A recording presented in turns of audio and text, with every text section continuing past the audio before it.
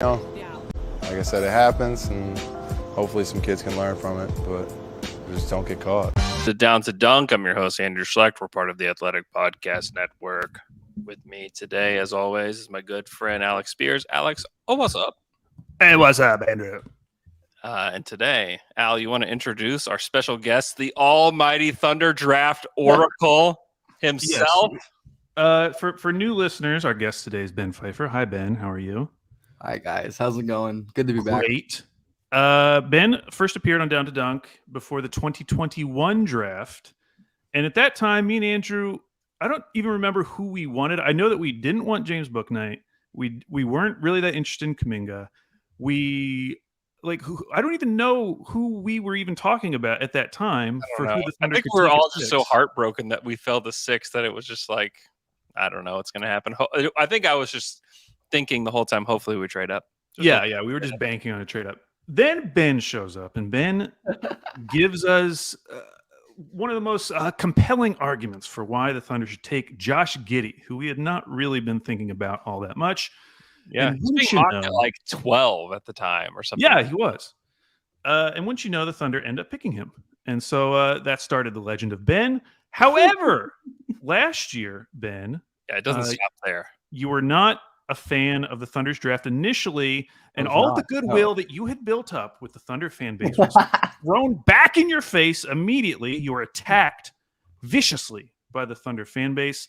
And so now this is the third year. This is kind of the rubber match.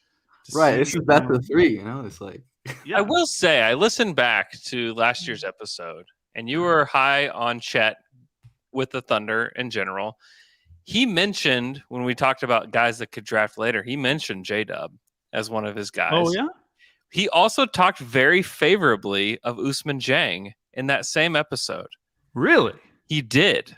I listened back, and there's something's going to happen. We are going to mention every player that's going to be on the Thunder on this podcast in some way. And maybe we'll loophole that just by talking about every single guy in like the top 12 just to be safe.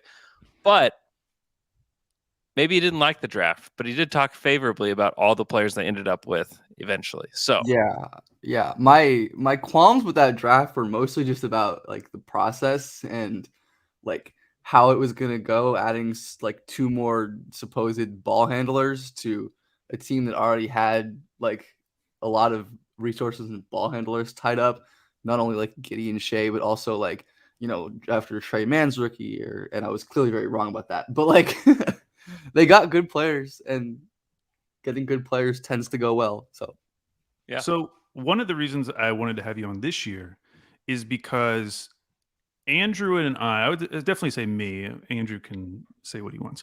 I've been feeling a little lukewarm about this draft. Yeah, Not that I don't like the prospects, but I'm just kind of fine with any of the prospects that have been talked about in this range of 12. But I haven't necessarily like fallen in love with someone. You, on the other hand, let me read your own words to you, Ben. You have said that you adore this draft class, and so I thought it'd be nice to have you on. I think this is a fantastic class to kind of get us more excited about this draft class. So, what is it about this draft class that you love so much? I just think the talent is really, really deep. Obviously, at the top, everyone knows. I just think there is like a lot of quality guys. I think there's more than 14 prospects that will be like worthy like lottery picks, and guys who are like good lottery picks, where like last year I don't think that was the case at all. I think this class is like really stacked in a lot of important areas. Like, this is an incredible shooting class. There's so many amazing shooters in this class. This is like one of the most athletic draft classes I can remember, which is obviously really important for determining guys' upside and such. I just think there's a lot of really good players and a lot of really good like different types of players. Obviously, the draft has weaknesses, as every draft does. Like, there aren't a ton of guys like who are really high feel, being the main weakness that I notice, especially like outside of the very top. So yeah, I am pretty happy about this draft. I think it's as good a draft as you're going to get for picking like the 10 to 15 range, especially because that tends to be the range, as we see with J-Dub and like other guys like AJ Griffin, whoever in the past, like guys fall into that range who probably shouldn't. basically every draft. So Yeah, it's we've got you pick it. Andrew's nicknamed it the sweet spot because there has like you can go back to like Devin Booker, like Tyler Hero, Bam Adebayo. Like there's a ton of guys that fall to that like 10 to 15 range, it seems.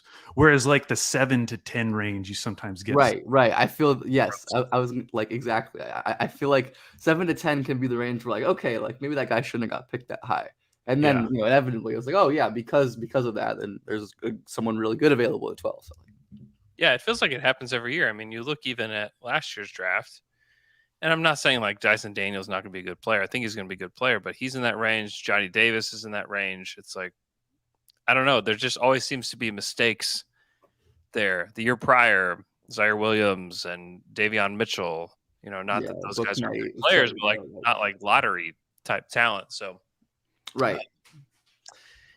it's interesting because I mean I kind of feel like, and we can talk about like trade up scenarios, but if I'm the Thunder, unless they just are in love with somebody at like 5 or 6, I might just stay and see who falls and take somebody at that spot. I know it's not as exciting as like making a trade with the Pistons or doing whatever, and I know that it was reported today that the Thunder are likely trade up team, which I do think is true, probably more so than any other year. This would be the year just because they have so many excess picks coming in the next couple drafts that they're going to have to do something with those picks because you can't roster all the people they're going to have to draft. But I would also feel very comfortable with staying at 12. So then you mentioned that if there is a weakness in this class, it might be the lack of feel prospects, like prospects with good feel. And that tends to be something that the Thunder like really hone in on. Is there anyone that's kind of been mocked in the range they're currently in that you feel would be a good fit in that respect? In terms of feel, it's honestly pretty difficult. Like one of the guys like falling is like who definitely is like a high feel guy is Anthony Black, who but Mhm. again feels like might not be a thundery guy just because of like I mean again, I said this last year, like how many like Black for sure because of his shooting concerns. Just a guy who like really struggles to shoot and to score. Like needs the ball in his hands to add like that passing and like cutting value, which he can. So I feel like OKC probably wouldn't be super in on him just because I mean, especially after adding J-Dub and they have Jang and other guys in the back, like with Kitty and Shea, probably not someone to be interested. But if they do want to go with someone who's just like generally high feel all around, he's probably going to be like the best one to the best one to go for in that kind of range. I think again someone who probably won't fall. I don't think Grady Dick is going to be available at 12. It seems like, but if he is, I would like that a lot as I think his passing. Just don't ask him to dribble. Which is, I think, probably fine for a team that has so many guys who can and like to dribble. Um, like he's a really like brilliant cutter and spacer and really great passer when he gets chances to attack the rim and stuff like that. And a flawed currently but high field defender with real upside there. So those probably like be like the two like main guys. I'm probably forgetting someone off the top of my head, and I'm sure we'll talk about people. But Yeah. Let's talk about like a couple trade up scenarios. The Pistons are a team that I just don't have a good feel for what they want to do with this draft. I think they'll likely just stay and take the pick. But there's a chance that they could use, because they don't have stacked picks like the Thunder do. And I think that they're going to want to push some kind of button in order to get this team going within the next like calendar year or so. And the Thunder could offer that to them. They could give them 12. They could give them a couple extra picks that are very valuable. I mean, the Thunder really only have like valuable picks at this point left in the cupboard. And so if they gave them a couple really valuable picks, that could help them with their team building down the road. And the Thunder could get somebody there who in the top 5 would be worth it to trade for at that point if you're OKC. yeah, I'm just like generally anti trade up because the process like teams just tend to not get good return on their investments. But for OKC in this situation, like with this draft and with their like as you said, their insane amount of picks still, I really don't think that's a bad option at all. Especially because there are a lot of good players in that range. I saw someone said like two of like the best options would probably be like Taylor Hendricks and Jarris Walker. I think Jarris is like a significantly better prospect, but I think Hendricks is like a much cleaner fit for what OKC needs and is doing. Like Hendricks, I don't think has the ceiling of Jarris on offense or defense, but his spacing and his catch and shoot ability and that rim protection he brings are all big areas of need for OKC, and they wouldn't have to add really work on him in terms of like getting him the ball or running offense for him. They could just kind of let him stand out there, hit threes, get rebounds, whatever, do his thing. But if they want to shoot higher, again, I think Jarris Walker is the way you go there, as similar strengths defensively while having, to me, more upside because of his superior like instincts and feel as a defender. He's stronger. He's more athletic. He's just a better leaper overall. I think he's strong. I said stronger already. Just the mobility on the perimeter is the only probably thing that Hendricks has on him. And then it's just like how much the Thunder, want another guy who is like a really impressive passer. I think Jarris is one of the better passers in this class. Another high field guy with a long wingspan. That's seems about right. Help me with the shooting, because I there are a lot of things about his offensive game at Houston that I just did not like. The shooting scares me. The free throw percentage scares me. The amount of like floaters he likes to take, I don't like that. There's just like a lot of things that need to get cleaned up with his offensive game for me to like believe in it. Like talk me into him as an offensive player. Yeah, I agree that there are a lot of things that need to get cleaned up as well. But I think a lot of those are pretty fixable. Is just kind of the reason that I'm so into him. As a scorer, I agree that the floater tendency is currently a problem, but the fact that I think a lot of that stuff on tape, at least to me, it looks like bad process or like mentality stuff, where Jarris will like, he has an impressive handle. He's really strong. He's pretty quick, like with his first step for a guy of that size, but he just loves like settling for those, 8 to 12 foot floaters and jumpers. Yes. Like even when he, moves a guy backwards or gets an advantage with his handle, he'll just take a bad jumper. And I think like the flip side of that is if you can get a coach to work on his confidence and just confidence in those last steps and those last dribbles to use that great strength and explosion of him to get to the rim, because we see whenever he like in the rare times when he does go all the way to the rim or like catches off of like a roll or a post up, he's so explosive and powerful down there. Mm-hmm. So I think if you can like clean up that process, there's a big kind of window for him to really develop as like a scorer in surprising ways. I've said this before, but his like college scoring profile reminds me a good amount of like Siakam, as just someone who like really could not shoot a lick. Yeah. Had issues with, getting all the way to the rim, but was super like, weirdly mobile. Obviously had different like mobility tools and skills, like great handle for the size, like really fluid and could, get advantages even if they couldn't capitalize. So I think there's some like weird like star creatory upside, which is why I like Jarris so much. And I do think the shooting is concerning, no doubt about that. But I don't think it's hopeless, which is kind of like, based on how much I like the rest of his game, that's kind of all I really need. Like, over 6 threes per 100. The free throw is not like horrific. And we've seen guys with that level of like high 60s free throw percentage become solid shooters. Like Anthony Edwards was a terrible free throw shooter, in that same range in college, just off the top of my head. Contavious Caldwell-Pope wasn't a good free throw shooter off the top of my head. So the fact that his free throw isn't like absolutely terrible, which like you don't generally see guys like that become shooters. The fact that the main issue for me believing in the shot is like his release is so slow, and he needs a lot of space to get it off. And I think again that could be a place where again we've seen OKC excel and really be one of the teams that is kind of like doing really well with their player development. So hopefully that can be an area where they develop him. And I just think a lot of Jarris's big issues are pretty like remediable. Mm-hmm. or at least have the potential to be more than the things that he does well, like his incredible feel for the game and then physical tools and some of the skill he has. So that's my Jarris pitch basically, is that I think the ceiling that he has are worth the flaws, and I think the flaws, like none of them are so damning that they just can't be corrected, I think. So when you compared him to Taylor Hendricks, you said that Hendricks would be a cleaner fit even if he doesn't have the higher upside. Does that just come down to shooting for you, or are there other reasons why you think Hendricks would be a better fit than Jarris? Yeah, I think that's the main reason for a team like OKC, Okay. who just like has so many ball handlers, that I like could imagine, and I wouldn't fault them for going that direction. I think that is a total, like, I think Hendricks is an awesome prospect.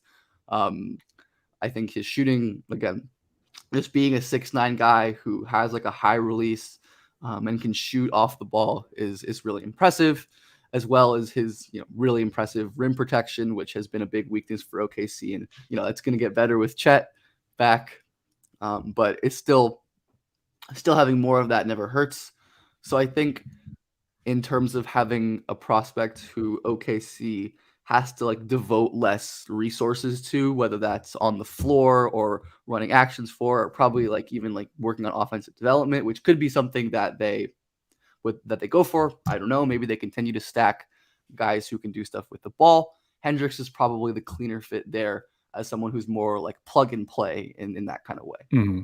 What about defensively? Like, do you think either of those guys have a cleaner fit defensively? I probably think Jarris is a cleaner fit defensively next to Chet, just because he can take some of like the strength matchups that Chet is, especially as a rookie, going to probably struggle with. Or as we talked about last year, I'm sure like the physicality, like strength concerns, definitely overblown for Chet, no doubt. But there are going to be matchups against like burlier centers where he struggles, and I think because of how like thick and strong Jarris is, he can be someone who helps Chet out as a secondary protector. Like he's probably going to need someone to come and cover his back at some point. Even the greatest like rookie centers struggle because it's just hard to play defense as a 5 in the NBA for basically everyone. And I think where Hendricks is really, really amazing as like a secondary rim protector, someone who is coming over from the weak side and blocking shots, making great rotations, which also is good for the Thunder. Again, a team that like plays really fast on defense and has a lot of guys rotating. I think purely from a Chet standpoint, though, Jarris with his physical tools, and the upside to be like a really like strong defender who's more able to guard those like strong wings and forwards, I think that's probably the better fit with Chet, if that's the angle you're looking at defensively. Yeah, I tend to agree. Like Jarris is definitely more of the Thunder player that we've seen them draft in the last few years. And he kind of fits too with like the physicality that I think the Thunder want to have. And I know that Presti has talked about how they need to be physical with the players they have on their current roster, but I do think adding a player like this could help quite a bit. It also is going to limit them offensively too until he either figures out how to shoot or Giddey becomes more consistent or somebody can be a more consistent shooter. Right. It's all just going to be like trade-offs and what they're looking for. Like, yeah, I like Hendricks a lot. And if they decided to just draft a play finisher, like he'd be the one. Yeah. Like that would be the guy that I would go after. I just won't predict they're going to actually draft somebody like that until they do it. This iteration of the Thunder just doesn't even have those guys that they selected in the first round. Like they just don't take those guys in the first round. They go find them elsewhere. Everybody's like, well, what about Isaiah Joe? They brought in Isaiah Joe for nothing. So I don't know what. Probably a good philosophy, honestly. Just like to like keep swinging on those higher value positions, even if like they're redundant, and get those like lower value positions elsewhere, which they seem to clearly be one of the teams that's really good at working on the margins and finding guys who slip through the cracks as well. So yeah. I want to say, yeah, go ahead. I want to say like this. I feel like for me, OKC and Presti are like Rosman and them are coming into the echelon of like teams that I will like trust a lot, despite my feelings on their draft, especially after like last year and what they've done these last couple of years. I think Like they clearly seem to have a good plan and to just like know what they're looking for, and they have a really great scouting department and they have a really good player development department. So even if I don't like their pick or like what they're doing, I'm going to acknowledge this point. Like I think the Pelicans, here the Heat, the Spurs, like I think they're in there with these teams that like deserve the benefit of the doubt, and like yeah, let's see this process. Let's see what happens. Yeah. What about Asar Thompson as like a guy they could trade up for? What are your thoughts on him? I would like that a lot. I mean, I just think Asar is like really, really good and would be like the best player on the board talent wise, probably wherever they were able to trade up for him, which is always a reason to go up and get a guy if you think he's that level of talent. I think he makes a lot of sense as a player who isn't as great of an on-ball creator bet as his brother, but still can do some stuff on the ball. Like a really weird prospect who has this he's not as good in terms of like burst or getting downhill, but he is like an incredibly good handler, and he's really good scoring in like the mid post 15 to 8 foot area. He like excels in a lot of the same areas that Shea excels in, except for like really getting all the way to the rim, where he's really good at like mid-range, like fadeaways and pull-ups and step throughs and floaters and stuff like that. I think that's another dimension that he could add as like another scorer, which would be great. I really like his shot relative to maybe consensus. I don't know. I'm pretty into his shot being good enough for what he does, as he improved a ton over like his seasons with OT and AAU. He's taking a lot of threes. His numbers at this point are like pretty comparable to a lot of players who have developed into okay enough shooters. It's not like Amen where it's just like really, really bad. It's like, yeah, he's made a lot of progress, and just the fact that he is comfortable and confident taking pull-up threes off the dribble and threes off of movement and step back threes and pull-up mid-ranges and all these kind of different kinds of shots. Where even a year ago he wasn't comfortable taking these shots at all. I think that would be a really cool OKC fit again. Also, just like the high feel, like long, rangy defender type as well. Where I think like that's a spot where I would love him to go and learn how to play defense, as like the main defensive concerns with him and like Amen, I think, were just like the motor and attentiveness. Which isn't a super uncommon thing for high usage young star ball handlers to be pretty lackadaisical on defense and then become better defenders in the NBA. We see it happen pretty commonly, especially when you have all-time physical tools like Asar. So I would really like that as well as a trade-up option. I think he would fit well, or well enough. I don't think it would be an unclean fit at all. And I think the upside and the talent there would be really, really good. Yeah, I've been really interested in the reporting around him, because it even showed up today in Gavoni's mock draft where he said Asar has like a very wide range of potential I have outcomes. seen that. And I don't really know what to make of that, because it does seem like you could make a case for him. I mean, you did like a little mock draft of who you would take for each team, and you had him going 4 to Houston, which that makes sense. Like that fit makes sense to me as well. And it seems like he could potentially fit with a lot of these teams in the lotteries, but maybe he is the guy who ends up falling out of this group.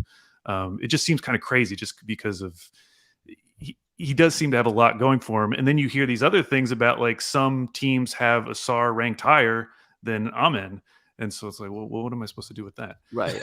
He seems very all over the place, and I have absolutely no idea where he's going to go. But so talking about Jarris Walker, I want to go back to him real quick, just because if you look at where the Thunder would need to trade up, like, are there any obvious fits for you? Or like, what's the first obvious fit that you get to as you start going down the draft where the Thunder would need to get ahead of that team because it just seems like a good fit for Jarris? Oh, in terms of Jarris? Yeah. I mean, I feel like I've seen him falling to like 9 and 10 in some mocks. Yeah. Which seems kind of ridiculous. I mean, I don't think Orlando would take him at this point, given just all of like the large guys that they already have. But again, like the Thunder, They seem to have like a plan and a type, and maybe they just like keep stacking guys like that. I think the Pacers would probably be the main one that I would feel like you have to get ahead of, just because Jarris like so cleanly fits with a lot of what they need as like another defensive like forward wing type, which they just absolutely do not have and really, really need, as well as someone who is really great in transition, a really great passer from the big spot, just does so many things that they need. So Indiana would probably be the main team that you'd have to leapfrog. But again, I think that they could prefer Hendricks for that role, or Cam Whitmore, or someone else who falls maybe. Like I don't think the Wizards would take him. If he gets to 10, Dallas would probably take Jarris. But I think Indiana in like the top 7 is the main one that you need to get ahead of to ensure that you get Jarris. Because it doesn't seem like the Pistons, like I don't think I've ever seen the Pistons mock to take Jarris. Like it doesn't seem like they, from my our like outsider perspective, that they're so into him. So. Yeah, and Houston, like other than the college connection, like doesn't make right. It doesn't seem right. It doesn't seem like that's going to be an option for them as well. So. Yeah, that's interesting. Yeah, I think if he becomes a Thunder guy, I think they do have to jump to like 5 or 6. I would think so as well. Ensure that they get him, but also who knows? Like if on draft night he's falling and falls to 10, and you feel like you could take some of the money off the cap sheet from the Mavs, maybe give them something in the future. Like you could probably get that pick that night too. So I think there's just got to be a lot of things at play. This is why you don't see like trades happen before the draft. Right, exactly. Especially within this range. It's so like dependent on who's falling and who wants who. And like right now, no one's telling the truth about who they want.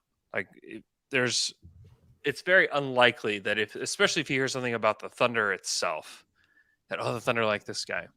Go ahead and mark him off your list of guys that could be drafted by the Thunder. I mean, it's extremely unlikely. Now, it's happened in the past. Like Cameron Payne was circled early on. That was a Thunder guy. But I think it's just really hard. And I think you just have to more go by like, okay, who's checking the boxes for the Thunder right now? Like who has high feel? Who can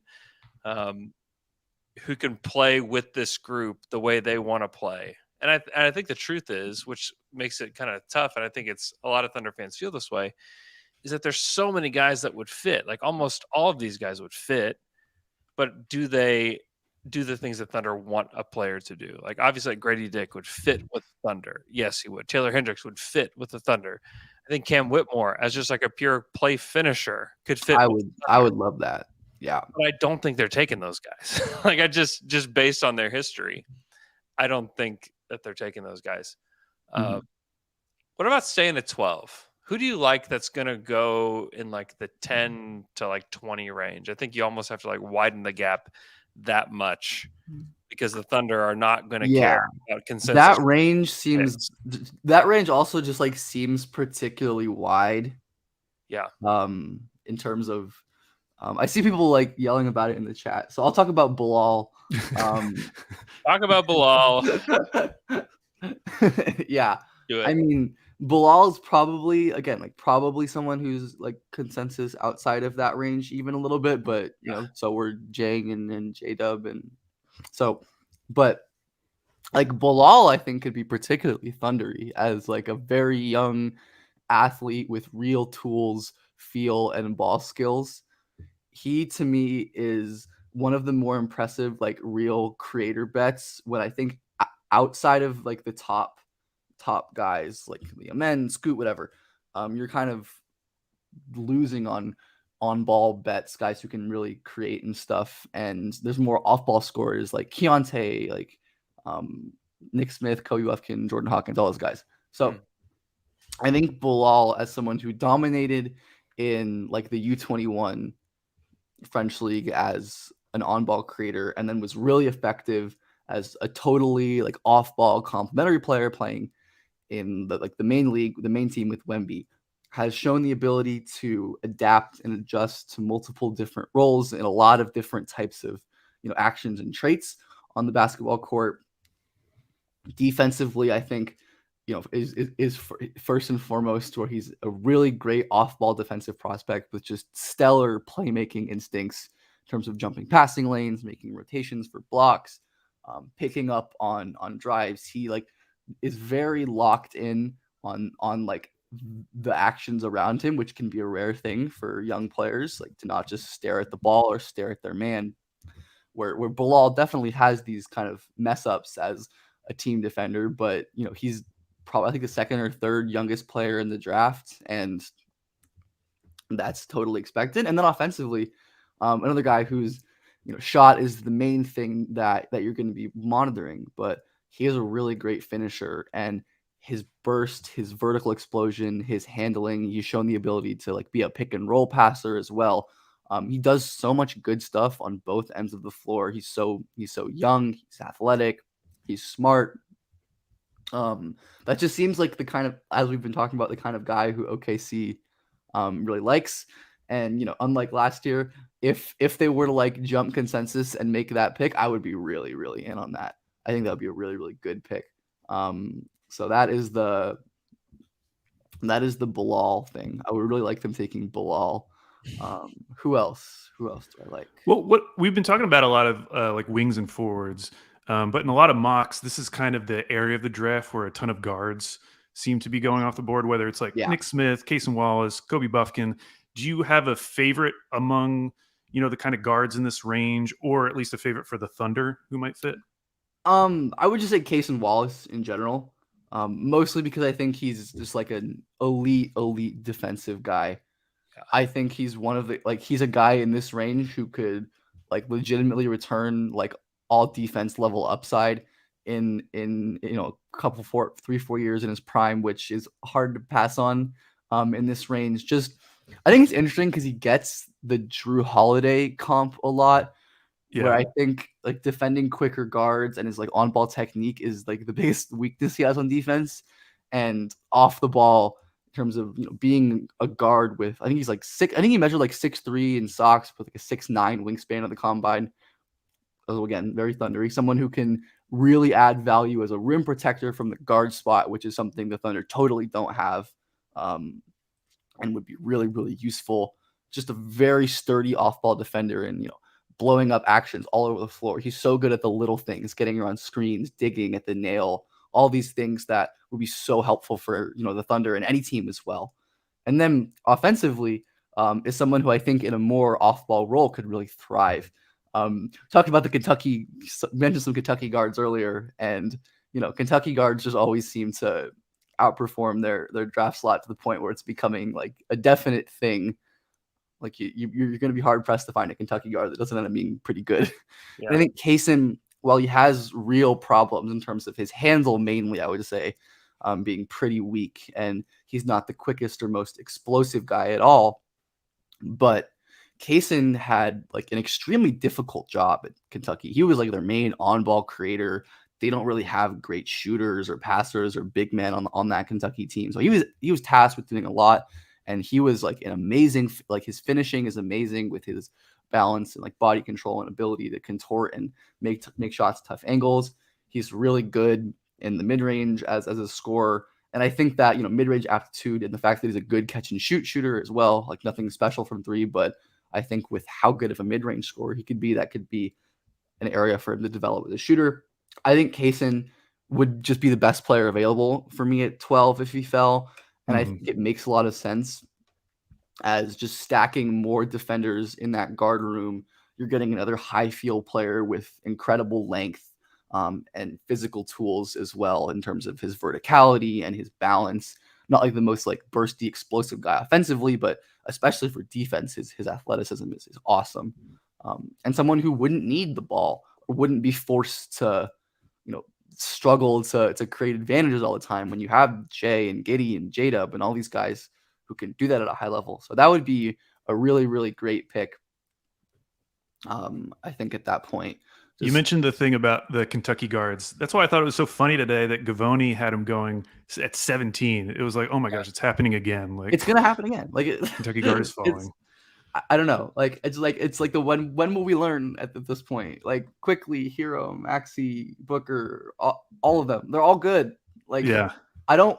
I generally would like to stay away from heuristics like, oh, like draft Kentucky guards because they're all good, but they kind of are. Like, I like him too. I think he would fit in OKC kind really of hard to like, deny that at this point. Yeah, I think he'd be awesome. I think he'd be great. It's just a guy coming off the bench. Like you start with Dort out there, and then you bring him in. It's like, oh boy, Right, like exactly. whoever's on ball is going to be You can exhausted. have someone to exert that same kind of pressure, like just like which really is key in their schemes. Yeah, I do think and a lot of people think like, oh, Thunder are set at guard. I think they could use a guard off the bench like that. And I really like him, and I like Kobe Buffkin as guys that could both come in and play guard off the bench for them. And if they get good enough, they could be in closing lineups. If not, they could just be like a sixth man type of guy. But I like both those guys fit. And when you're drafting at 12, especially for a team that has like their high end talent pretty locked in, like it's I think it's very okay to go for someone who like you project to play as like a pretty complementary role, and just like have like a place in the team. And if they don't end up being like a star or like a regular like playoff starter, then that's fine. Even though I think Kaysen could like totally end up being one of those guys. Yeah. I agree. So I want to start asking some questions from some of our listeners. So at Austin Woolish, I think that's how I say it. Which wings in this class should be going higher than they are projected right now? And I'm going to answer the question for him because I'm looking at your big board. Yeah, it's no fun when you have all my answers.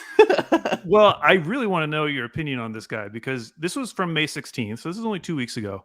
And as your 11th ranked player, you had Dariq Whitehead, who is someone I got to see in person at the Nike Hoop Summit. And I was like super in on the idea of him just because it was like, oh, size and shooting on the wing makes sense for the Thunder. A lot of people have been freaked out about not just how he played during his year at Duke, but also the fact that he had to have another surgery. Why do you remain so high on Whitehead? Yeah, I think it's just everything but the medicals, basically. Yeah. Where like at least like the way that I think about like it's like I'm not a doctor. Like I don't know. I don't have any like insider info on Dariq's medicals.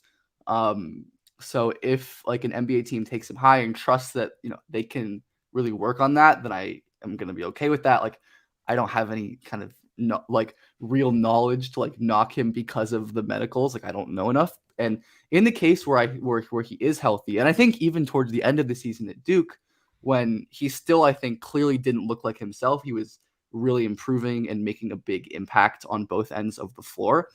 And he was a former top 5 level recruit for a reason. Yeah. As a really, once athletic 6'6" wing, really strong ball skills, dribble, pass, shoot, defend. The things we did see at Duke, the shot was excellent.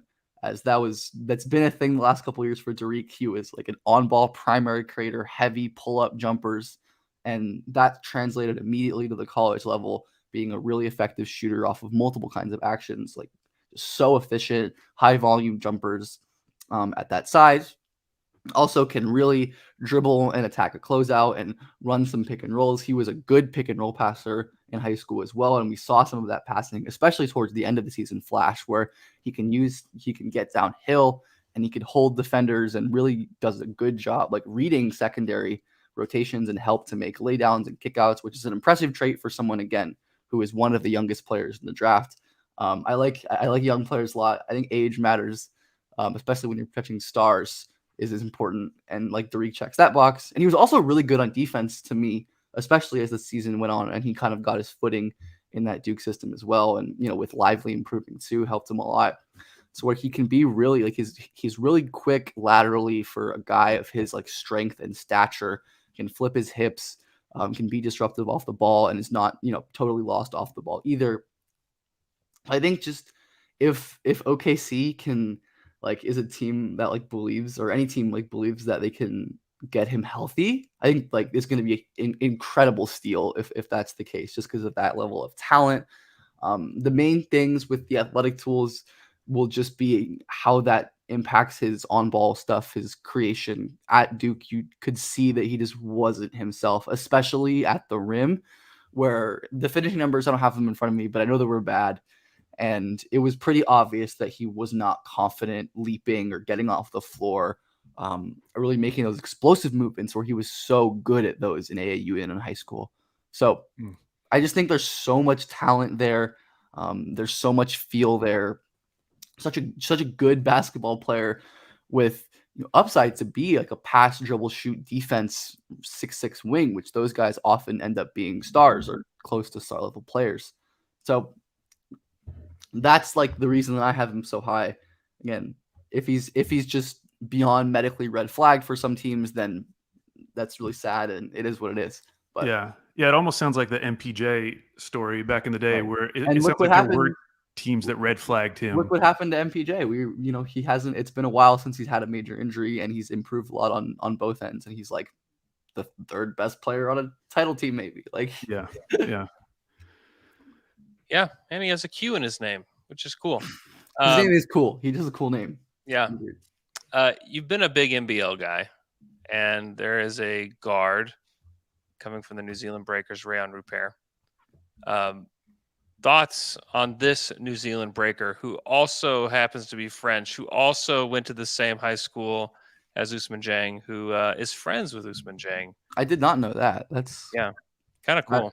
That's kind of cool. I'm not huge on Rupert, at least as like a lottery level pick. Okay. I like him as like a late first, mid 20s kind of defensive because his defense is really the thing that stands out with Rupert. So long, really fluid and mobile. Someone who has shown the ability to guard multiple positions, and have like that fluidity on the ball, off the ball, playmaking instinct. I think he's like comparing him to like someone like Bilal. I think there are a lot of similarities, at least defensively. Like he's more like chaos oriented, like for better or worse, it seems. Like he gambles a lot and makes a lot of big plays and also gets beat a lot, which is again a common thing for young players that can be coached out, but sometimes it's also not coached out, and it's just part of like the instincts for how they defend.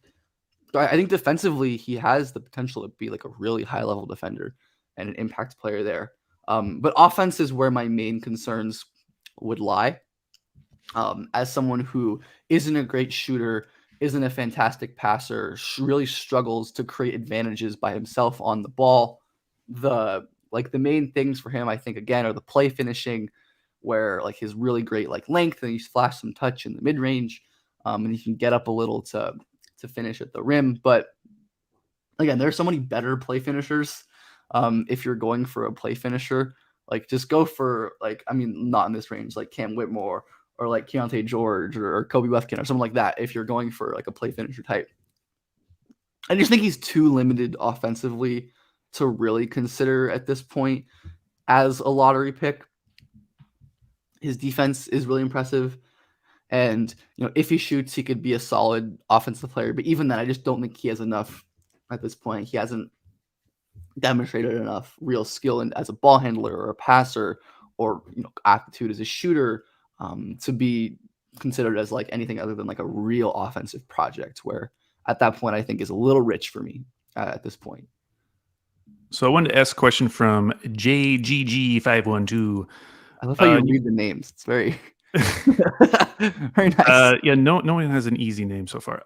What did Ben undervalue or overlook in his assessment of J-Dub last year, and who is the player this year that he could potentially see himself misevaluating or underrating? He says no knock on Ben, to be clear, just trying to understand evolving mindset. Yeah, no knock taken at all. Yeah, which I don't remember. Like, were you actually lower on J-Dub, or you just didn't like his fit with OKC? It was the latter. Okay. I was pretty. I think I was pretty spot on with J-Dub in terms of like where consensus had him. I was pretty like on with consensus. Like I think they had him like anywhere from like that 18 to 30 range, and I don't remember exactly where I had him. I can find right now where I actually ended up with him. I ended up with him at 22. So like that kind of range where I thought that the main issues that he proved wrong very quickly were his ability to create his own offense with the ball. That I wasn't confident in the handle or like the burst or the strength really translating immediately to the league. in the way it did at Santa Clara, which it obviously did, and translated beautifully. And also just the fact that he was such an effective off-ball player as well. I don't think I have any like sweeping takeaways, like other than like I mentioned before. Like I think Presti and Co is worth the benefit of the doubt, but like it's still only a year into his career. So much good and bad can still happen with his development. As all rookies, we don't know what the rest of his career is going to look like. So there's no like real sweeping takeaways for me in terms of like draft prospects or philosophy. I mean, again, just like guys who are big and can dribble and pass and shoot a little bit and play defense tend to be pretty good, even if it isn't in a way that you might anticipate. That's kind of what I was talking about with Tariq and with Bilal, as guys who can theoretically be like dribble, pass, shoot, defense, or a good amount of those guys. And he said, "Who do I think I'm gonna like miss? Who am I worried about like misevaluating?" In this way, there's two big ones that I'm like afraid that I really struggle with.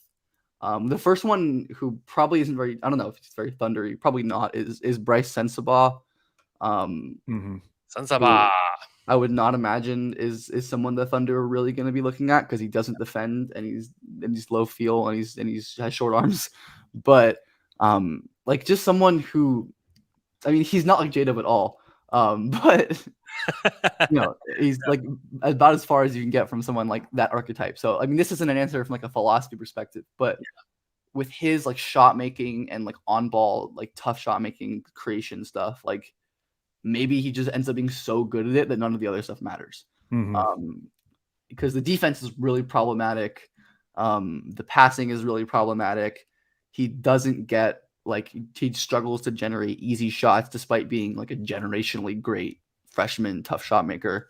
And then the other one that I struggle with, who is a lot more thundery, is Leonard Miller, who I know has been like linked to OKC, who I am like tentatively lower on at this point, but is also one of the prospects who I find myself, like I mentioned, struggling with my evaluation and pretty unsure of like what I think about him.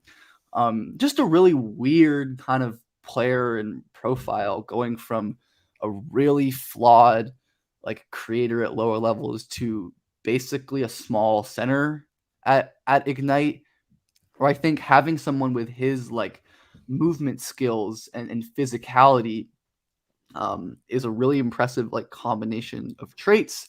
And then someone who's flashed this kind of like ball handling and touch in the past, that didn't really pop at Ignite in any kind of way, but it's something that was there at lower levels, even if it wasn't really super functional or effective.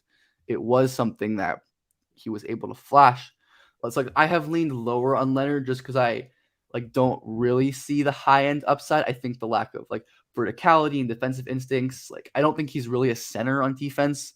The physicality and the rebounding are the main benefits there for him, but I think some of the vertical struggles and the lack of high end defensive instincts and some of the on ball technique stuff and lack of like movement around screens, I think he could be a little like pigeonholed there into like a tweener 4-5 defensive role, but he could also, exceed those, because guys with really great movement skills and fluidity and coordination tend to have, breakouts and develop in weird ways. But I think my concerns are more offensive with him, where again, I don't really think he's a center, just because like the verticality and like the finishing tools aren't incredible aside from his touch. He's a little stiff to me in his upper body and like working around defenders. He's not really a dribbler. The shot is a big question at this point. But I think there are like weird skills and traits where I could totally see him like going to someone like OKC and developing into a good player in some way that I did not even consider. So I think like he's not a shooter, like dribble, maybe dribble, maybe pass, like with the size and the defense. And again, like theoretically fits a lot of what the Thunder like. So he's one that, like I mentioned at the top, I certainly like think of lower than consensus probably at this point, but that's less of having such strong conviction and more being kind of unsure about my eval. And I would be very curious if the Thunder draft. Like my main issue with OKC taking him would probably just be I think they'd be passing on prospects I consider to be a good bit better, but that always happens. And I think with their history of how they draft and develop, I could imagine that being a good thing at some point. Yeah. There's a lot of combo guards in like this like mid first round. So I want you to rank these combo guards: Kobe Buffkin, Hood Scafino, Nick Smith, Keontae George. You said Buffkin, Hutchinson. Okay, so Nick is my favorite for sure. I think Nick is definitely the best one of these guys. I think he's been underrated kind of all year, and I think I go Nick, Keontae, Buffkin, Hutchinson. I definitely think Hutchinson is my least favorite of the group. Yeah. I'm pretty low on him in general in terms of consensus. Yeah. I guess I'm pretty low on Buffkin too. I don't feel like I dislike Buffkin. I'm just kind of not super into the like lottery idea, which I gather that you might like. What makes you think that? I just have a suspicion, it's the Oracle thing. I don't know. Yeah. I know. I like him a lot. I just think he doesn't have a lot of holes to his game. Whereas, a lot of these other guys in this group, you're gonna have to talk me into Nick Smith. Maybe it's like high school stuff, but like the stuff at Arkansas was just concerning. And then Keontae is like just like your classic gunner that I just don't know if they're gonna take a guy like that. Yeah, I could definitely say that. I think Hutchinson is the only one who I would be like absolutely not. Like like Buffkin, I would definitely like have some qualms about, as I have him in a similar range like that, like late first, mid first to Leonard. But again, he does have a lot of really interesting. I think like if they want to play finisher, like Buffkin is the guy to go get. Yeah. I think he's kind of a generalist, and I worry about like the shot being good enough for his, good driving, his good handle, good burst, not elite, like good athleticism, not elite. I think the defense is like improving and the playmaking instincts are good, but like the high end like feel and fit and the height and like strength are kind of lacking. So I think he's like as like a play finisher generalist, it could be what OKC wants, but probably not where I would go. Yeah, Hutchinson I just like don't like a lot, and I think especially as someone who like really needs the ball to maximize his skills, like not going to be someone who is really additive for OKC. Nick I just think is pretty like he's another like injury guy, like another one of these like injury high school guys who I tend to like, where there's just like a lot of uncertainty, but I believe in the talent. I think, as with Grady, he's a brilliant off-ball scorer, which again is another thing that OKC and most teams in the league could use. So good spacing and cutting and relocating. And I think for him, more than maybe any player in the draft, like added strength is going to be so huge for him on both ends. Like such a huge swing skill in like determining his viability, almost in a different way. Like I think of like another Arkansas guy like Isaiah Joe, who like had so many of these, like was a totally different player, but like had so many of these like critically valuable skills that needed the strength to unlock them. And as we've seen him add strength, we've seen him become a really valuable NBA player in his role. Where I think Nick, both offensively and defensively, like offensively, I like his handle. It's not incredible or anything, but he uses it well to get into his jumpers and into his drives. Like I think he's pretty quick. Like he was always a really fast guy in high school, but at the college level, he just constantly got bumped off of his spot. Didn't seem to trust his ability to get all the way to the rim. Kind of like Jarris in a similar way, very differently. But even in moments when he would beat a guy off the dribble, he totally flip a defender around with his speed. He just would stop, take a floater, get bumped off the spot just because he didn't have the core strength or the lower body strength to get in there and finish as well. And then like I really like his passing as well, like especially off the ball. He was really great like finding cutters and kicking out to shooters and like simple stuff like that. And of course, in high school we flash more on ball passing.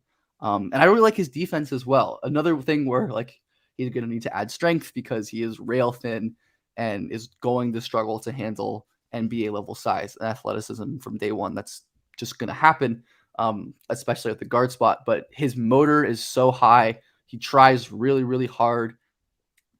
He's so quick laterally, really great getting around screens on and off the ball, which is a skill I value a ton, in an NBA that is like run by on and off ball screens at this point. And I think could be a valuable defensive addition to a guard, to like where like you have guys like Giddey and Dort who, Giddey just struggled and Dort's so good working in like, the like a pressure ball stopper, but can struggle in like tighter change of direction kind of spaces where Nick, I think, could really excel. But again, I think that's a lot of that contingent on developing strength. And I think with Nick, like the fact that there are so much good that can be unlocked from this physical development. And again, something that is like kind of out of my spectrum of knowledge. Like I don't know how the Thunder or a team would go about developing his strength and adding that and mixing that into the rest of his game. But I think if that happens, there's like a really useful like two-way secondary like off-ball guard that, I don't know if he'd be my favorite Thunder fit. Because I think like the play finishing and stuff is definitely important, but just like someone who I consider high feel, impressive shot creating and shot making. And I think obviously I didn't mention this, but like incredible touch, like just like a wizard touch scorer in the vein of, Trey, Maxey, Hero, and those kind of touch god era. So someone with like really defined weaknesses, but a really enticing ceiling, which is kind of like my draft philosophy, at least in this range, where those are the kind of guys who I'm interested in really betting on in general. Obviously, when you consider teams and structures, that changes a lot. And when it comes to like a big board, you're not really considering those things. But that's my thought on Nick, and partly a part of why I'm very in on him. So the Thunder also have another pick 37. And I wanted to ask you about a guy who I think you should know a lot about because you went to Mizzou. And I've seen people getting excited about this guy, and I kind of understand it. It's Kobe Brown. He's 23 years old, but he does kind of fit the profile of the type of players they've been taking in the second round, like JRE and Jay Will. What do you think about him? Because you had him on your big board, I think around 60. So clearly not like super high on him, but he's been starting to get some buzz. You probably watched him because you went to Mizzou. What do you think about Kobe Brown? Yeah, I could totally imagine it being thundery. I mean, like I have him outside of my top 60, but that doesn't mean I don't think he could be worth a draft pick. Like I think the distance between those like 40 to 70, 60 guys is so like limited where it's just kind of like pick your preference. Where I just worry about Kobe being able to work athletically at the NBA level, as even though he has made like significant improvements athletically and physically since he was a freshman, there's still just general struggles in terms of, especially defensively, like sticking with men both on and off the ball and being an impactful like backline defender. He's always had great instincts, good length, like good playmaking instincts, and I think it's impressive the extent to which he went from like a pure like off-ball low usage connector as like a younger player to like a full-time mid-post pull-up scorer. It's impressive development. Obviously you wouldn't be asked to do that at the NBA level.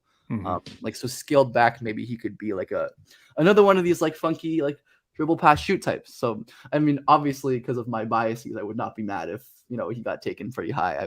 I would certainly enjoy that.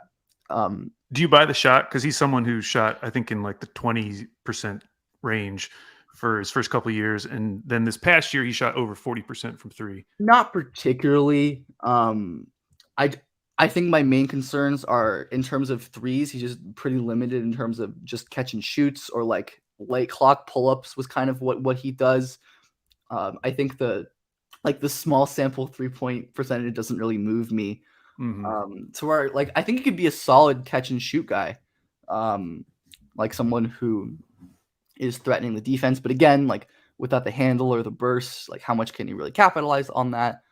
So I think it could be an okay shooter. Like again, just not sure if he has any like real like bankable NBA skills aside from like the handle, the size being pretty solid and the feel being pretty good.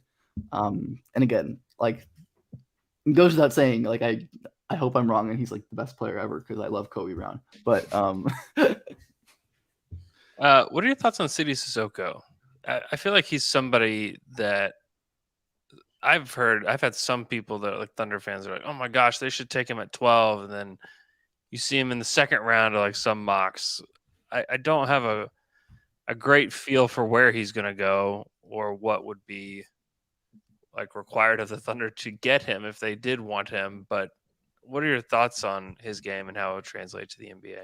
Yeah, I'm definitely not a CD guy.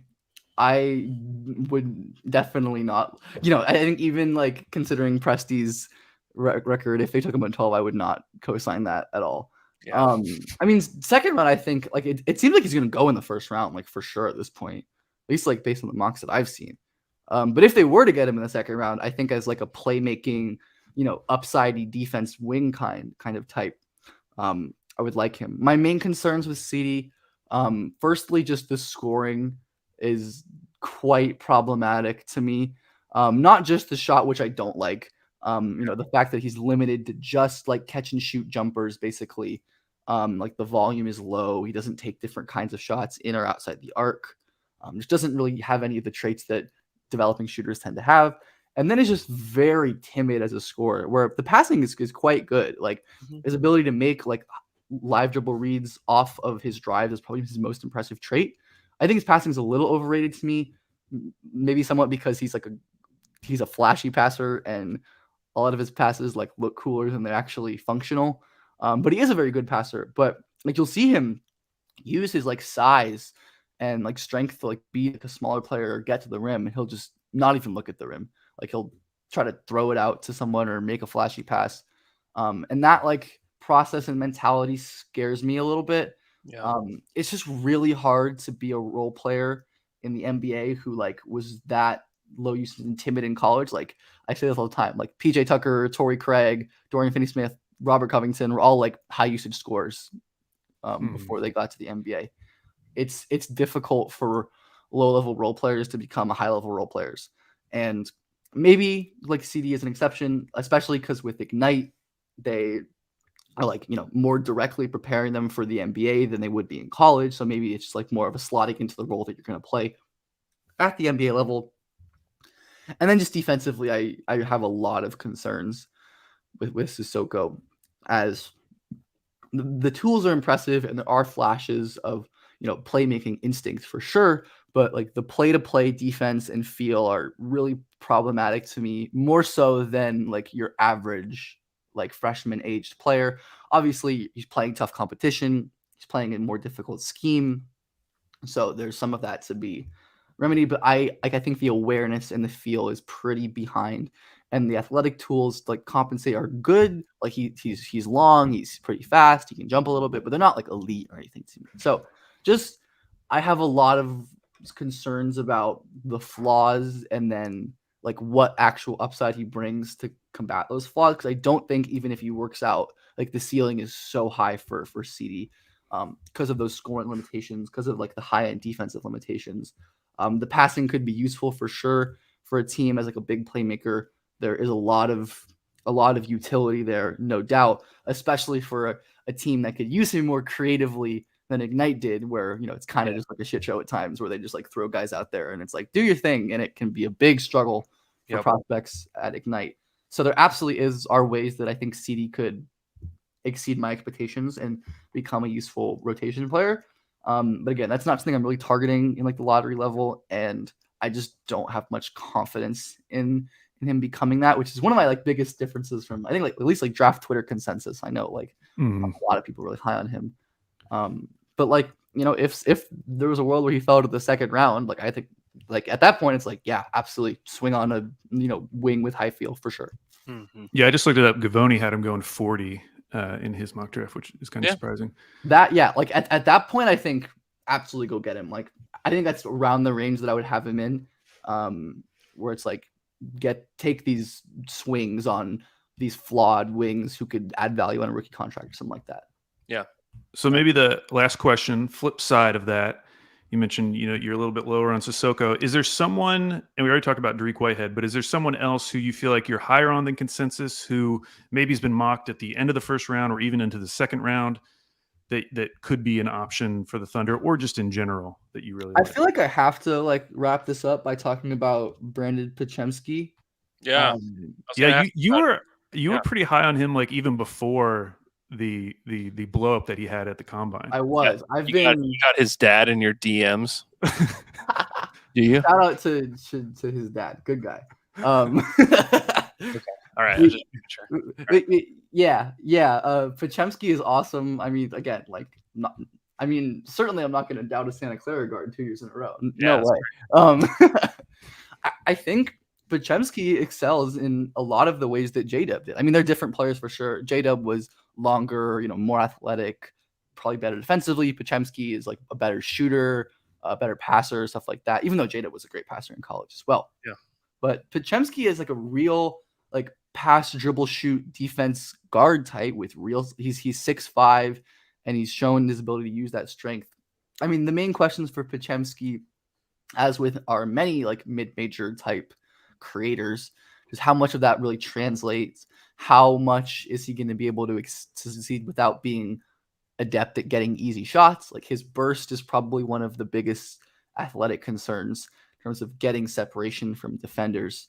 But he is such a good, like, crafty scorer that even when he doesn't, he's able to use decelerations and Euro steps and chains of direction with his awesome handle. And when you give him a screen, he's really lethal, not only as a scorer and like a pull-up and a pick-and-roll shooter, but also as a passer, in finding defenders in really tight windows with manipulation and finding defenders, on the roll, kickouts to skips. He's an amazing transition passer.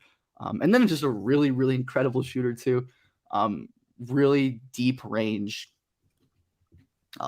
shoots off movement, shoots tough pull-ups, can just do so many things on offense. And defensively, he's really smart.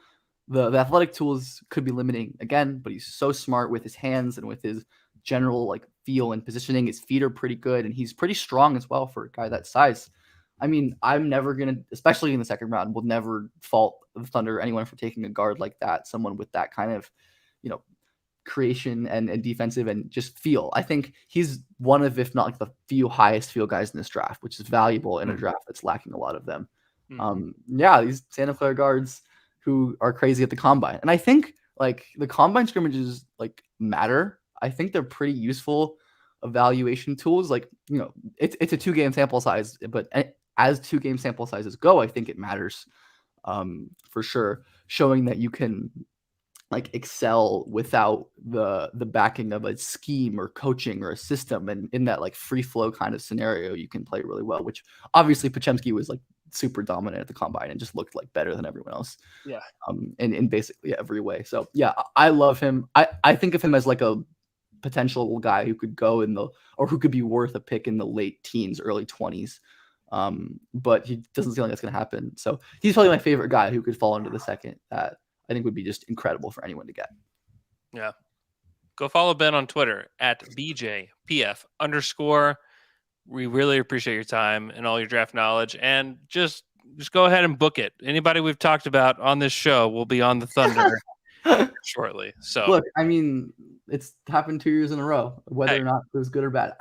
I mean, I feel like I talk pretty favorably about most prospects, even the ones who I don't really like, which obviously that nuance, you often can't convey in the space of a tweet, but right. Yeah.